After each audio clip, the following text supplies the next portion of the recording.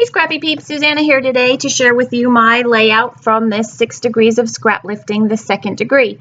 This is the layout that I received, and this is the layout that I created based on Kristina's layout. I think I'm number 3 or 4 in the chain here, and so one crafter started with the layout, and then she passed it on to another scrapbooker, who passed it on to another scrapbooker, who passed it on Kristina, who has now passed it on to me. And there were several things that I saw in Kristina's layout that I decided were important elements or feature elements, such as this diagonal border. Kristina has a dark on top and then what I deem to be a lighter paper on top, but I went the other way, so I kept the diagonal and I kept the border that separates the top from the bottom, but I went with a darker color on the bottom. I just like the balance that having the darker color on the bottom created for me. So I printed each of my 6 pictures, and most of them came with a white background. The smaller pictures are 3 by 3, and I printed those all 2 each on a 4 by 6 photo piece of paper, and so I had white borders that I needed to trim off, and so I'm doing that here, and then I'm just going to back them on white cardstock in order to give the white frame around the pictures. I really like my pictures, if I'm scrapbooking on patterned paper, to have a white border around them. I just think that it makes the pictures stand out, and then it puts the emphasis on the story that I'm trying to tell. So Kristina in her layout had what I perceived to be is a 4 by 6 on the left hand side at the top, and then probably a 4 by 3 on the right hand side, and you can see I reversed those just because of the orientation of the people in the pictures. It looked better and worked better for me, so the embellishments that she had behind those pictures I also reversed for the symmetry with the layout. Sorry about that, just hit myself on one of my scrapbook totes. And then along the bottom she has 4 pictures, which I also have, but Kristina had 3 that were more of the 4 by 3 proportion, and then probably, well, I don't even know what proportion her pictures were, but she had 3 that were longer, more horizontal, and then one that was taller vertical, but I didn't like that, so I just used 4 3 by 3 pictures that gave some more symmetry to my page. I am very linear and I prefer clean, so I had to clean up Kristina's layout a little bit to make it work for me, and that's what I did. So I've got my pictures ready, I've decided where I'm going to lay them out, and now it's time to pull out all of the embellishments that I pulled that basically had either green, red, or yellow in them, because those are the colors that I went with for my layout. These are some tags from Altwell Fancy Pants, and Kristina had tags poking up from the back of her smaller picture at that top cluster up there, so I also put some tags up there. I didn't like the white twine that came in there, so I just put some green variegated twine that I had from it. It actually came from packaging. I think it was something that Jody from Spiegel Mom Scrap sent me, and I knew I wanted sweet as the title, and I put my title in the same place that Kristina had her title, and she had Simply Live, and I wanted sweet something because of the sweet strawberries. And then I just tried to pull out a whole bunch of embellishments that matched to some extent the placement that Kristina put hers. The beauty of scraplifting is that you don't have to use exactly what people use, but I did try and replicate the placement of things. So Kristina had by her large photo that big, it looks like a chipboard camera, and I sort of created a little bit of a collage with some stickers there from Cocoa Daisy. And down the bottom here, Kristina had some square stickers that she used.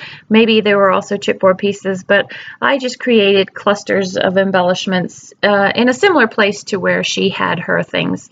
And so I had pulled out various pieces of wood veneer from Elle Studio and color cast, and I had tried some flare. You can see that there from Feed Your Craft, and I just found things that that matched with the theme.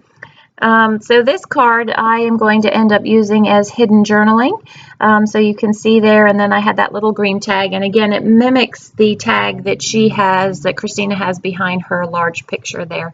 And you can see that green stamped tag that is sitting on top of the red one. I actually end up pulling it out of there because it gets covered by the mushrooms from Cocoa Daisy.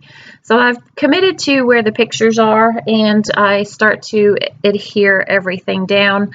I pretty much know the placement of all the embellishments and how things are going to go, and so it's just a matter of taking my ATG gun or liquid adhesive, depending on what I'm sticking down, and putting them down. So there's the 4 pictures, and just some fun embellishments to add some variety to the story. And here I'm going to do this twice because I end up breaking the cork. I have a cork butterfly, and I cut that using my die cut machine. And actually, that's not true. It was not my die cut machine. I used Martha Stewart punches with some die cuts with a view sticky back cork, and it's very thin cork, and I wanted to pop the butterfly wings and give some dimension to it. And you'll see in a minute that I actually end up ripping the wings off the body as I pulled the adhesive off, so I had to go ahead and do that a second time. So the tags back there are not functional. They're just there for decorative purposes. And the red journaling tag is from Elle Studio, and there is writing that could have been poking out the side, but because I didn't adhere the mushrooms down all the way, or the tag that said Summertime from Cocoa Daisy, I didn't want the writing poking out and getting covered, so I used the reverse end, which you could still see as a pop of color from behind those pictures. I have a whole collection more of embellishments to the right here, and so I am digging through that just to see if there's anything else that I want to do. So here's where I make a mistake with this cork butterfly, and you can see that I pull the wings off. Oops, there it goes, it's ripped, and so I just put a second one through. Kristina, at the bottom of her layout, she has a green strip that sort of grounds her pictures. I looked for something to put down the bottom of my layout to mimic that, but it didn't work for me, and so I just left that off. It was, I think because I had chosen the darker color, it didn't need that grounding strip. So I'm working on finishing off the title. I now have Hello Sweet, and I found that word fun in that Bella Boulevard paper, and I wasn't sure that it stood out enough for me. So in a minute you'll see that I find another piece of Bella Boulevard paper to potentially back it with. I ditched that green tag back behind there. I love these stickers from Simple Stories, and thought that they were just some extra fun embellishments that worked with the clusters that I had already created. So in a minute, I'm going to show you some close-ups. I'm just going to wrap up that title with fun and experiment with something behind it. From here, you're going to come back tomorrow and see, I believe it's Roxanne. Roxanne is now going to lift my layout, and that's what you'll see tomorrow, is her interpretation of my lifted layout. And then after that is Leah, and that will wrap up the rest of the scrappers. It was fun to do this again. I hope you've really enjoyed it.